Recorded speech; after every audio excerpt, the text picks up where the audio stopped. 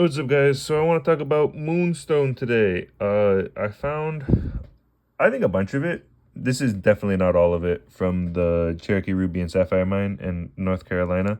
Um, but I started doing some of my own cabs, so I have all of the Moonstone cabs that I've ever done here. Just this last week.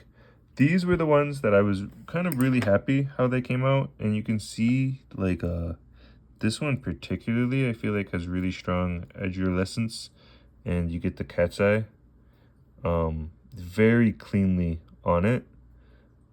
This one has a section, right? It has like one crystal section right on the top. And you can kind of orient it to get that effect in that part.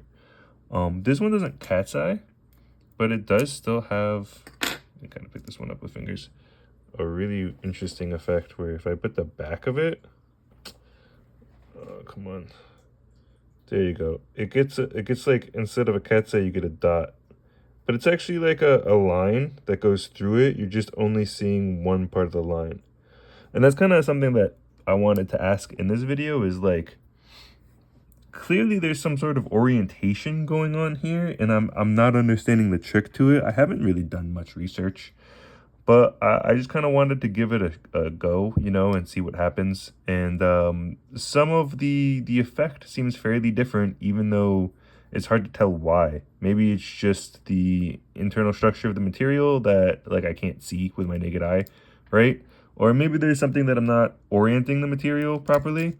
And I got a bunch of like the rough here, which is another question, is like, stuff like this is obviously very different. It's like much milkier or opaque compared to some of the like clear like crystal. I don't know if like this will actually clean up a lot better than it looks like it will. Like this, for example, is a lot clearer than it looks, and this is also really clear. It just doesn't seem like it. Um, I don't know. As you can see here, the material can be fairly varied, and it's just like what is the best to work with, right? And I got some bigger chunks here that might actually have some moonstone to it. Sometimes you get chunks like this, and moonstone will pop out the side like that, but most of it is not. I think this one is, right? It's just really hard to tell how much of that right there is actually going to be good feldspar that I can use, or how much of it is just, I don't know, like really soft dirt, essentially. And then this is something that apparently I found a while ago, and I tumbled, and then I reshaped it just because I thought it was quartz originally, but it turned out to be moonstone. Let's see if I can get the effect. It's just fracture iridescence, but it's really consistent, large amounts of fracture iridescence. Doesn't pick up on a camera as well, but you can kind of see like pretty much throughout the entire thing. It's got little tiny rainbows, and it's just from the fractures internally. There's no really good edulescence in here, which I don't know why. And that's kind of like, it looks almost like quartz. And something else I wanted to talk about with this moonstone is I got a piece of quartz here. The main way that you're looking for a lot of stuff in Cherokee Ruby and Sapphire Mine is through the UV lights now, just because it makes it really easy to find the corundum in there. And you can also see the feldspar reacts to this purplish color. And quartz will actually do the same. And you can see like it's not at all. It's not actually fluorescing. Sorry, it won't do the same. That was a misspeak. It'll look the same. And fortunately I have this right here. So the quartz to the naked, like to the eye, looks that color to me.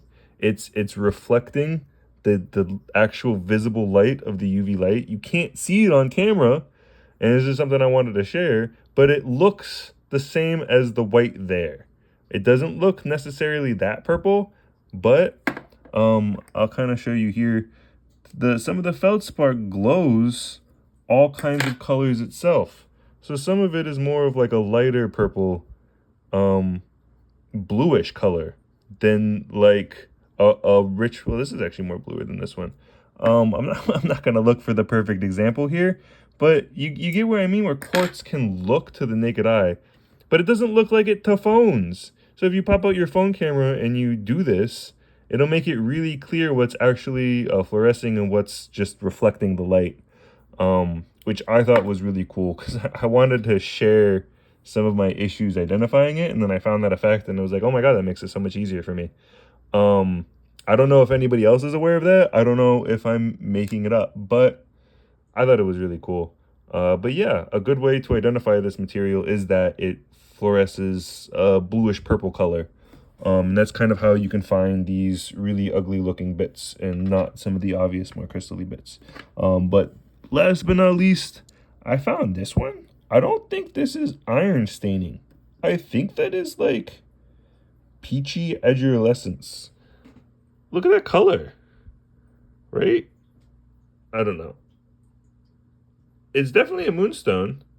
I don't know if it's iron stained and that's what's making it like that, or if edulescence can be that kind of peachyish color. I looked it up and apparently there is like peachy moonstone, but it wasn't.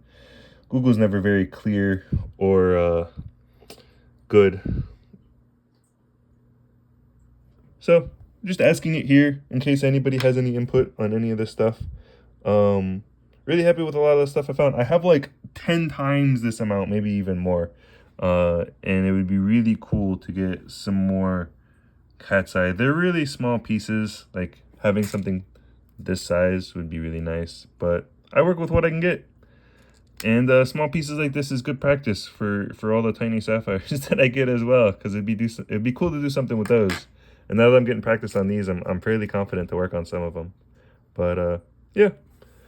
If you like this stuff, like and subscribe or whatever, and keep watching. Thank you guys.